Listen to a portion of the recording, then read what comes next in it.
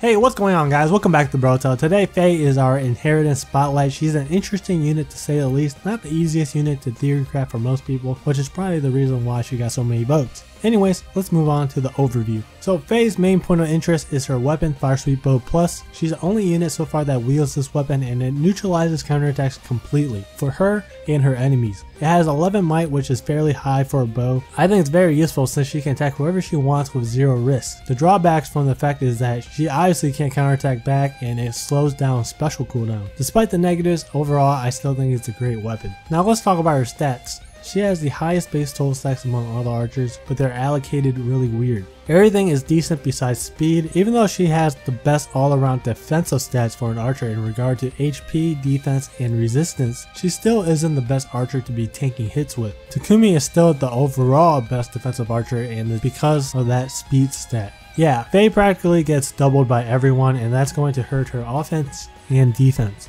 In a nutshell, skills are good, but stats are effed up, just like her personality. Here's her budget set. Best IVs are going to be plus attack minus HP or plus resistance minus HP. Because she comes with Wings of Mercy in the B slot, we're going to try to utilize that skill for her budget set. She can't one round KO a lot of dudes, so it's best to use her sorta in a support role. When an ally drops to 50% HP, you can use Faye to fly in next to your ally by using Wings of Mercy, and with the help of Death Blow, hopefully be able to take out the enemy. If you can't finish the enemy off, your other option is to fly in and use Reciprocal A to restore your ally's HP. You can also use drawback. Let's say your ally kills an enemy and drops below 50% HP and is still in the danger zone. You can Wings of Mercy behind them and use drawback to get them out of range. The special slot I feel isn't too important for her, but if you want to upgrade it and swap it to something else, then Moonbow is going to be the best option. If her boon is resistance, then she can consider using Iceberg. So for A slot, I think Death Blow is a staple for her, so you're going to see it a lot. C slot is flexible as always, but my recommendations are Breath of Life, Spur, Hone, or Fortify buffs. These skills will synergize well with Wings of Mercy. For what's on the screen, it's going to cost a total of 1,275 SP. That's with the C slot included, since everything in the C slot costs 525 SP. If you swap Noontime for Moonbow, then it will cost an extra 450, bumping the total up to 1,725. So for this build, you still want to pair her up with an ally. The concept is pretty much the opposite from the previous build. Faye is used to chip the enemy's health away with a combination of Death Blow and Poison Strike. After that, one of her allies can get an easy cleanup. Many enemies will fall in between 1 and 15 health, besides tanky guys like Hector and Zephyl. That's when Moonbow will come in handy to ignore 30% of their high defense. Since an ally is needed to finish the enemy off, having Spur Attack can help by giving them an immediate +4 attack.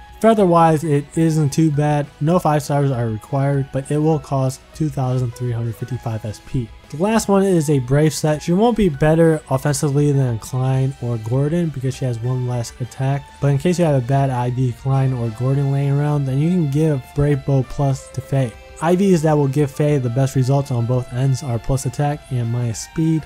Here's her results: 86 wins and 3 losses. Those 3 losses are from Hector, Cecilia, and Male Robin. Her main enemies are Raventone users, so make sure to stay away from those guys. So with this set, she can not only 1-round KO mages and most colorless types, but with Swordbreaker, she can 1-round KO every sword type except Drog and Zephyl. And on the enemy phase, she can survive an attack from all the sword units. For the special, you can either go for Luna or Iceberg.